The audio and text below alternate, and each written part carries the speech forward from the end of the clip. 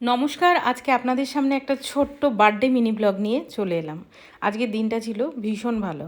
আজকে আমার হাজব্যান্ডের বার্থডে। তো মা বলে আগেকার দিনে যখন ওরা ছোট ছিল তখন শুধু পায়েস আর ধান দুব্বো দিয়েই আশীর্বাদ করা হতো, তাও ছেলেকে, বাড়ির মেয়েদের জন্মদিন হতো না। কিন্তু এখন আজকাল প্রত্যেকের ঘরে ঘরে জন্মদিনটা একদম মাস্ট। আর জন্মদিন মানে কেক আসবে না এটা তো হয়ই না। তো ছেলে আর ছেলের মা এরা দুজনা মিলে একটা কেক এনেছিল।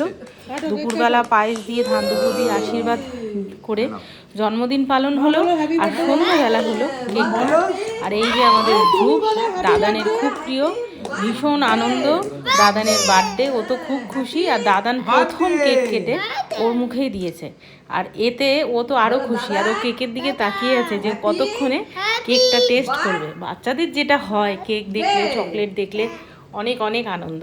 তো এই ছিল আমাদের ছোট্ট করে জন্মদিন পালন। টাটা।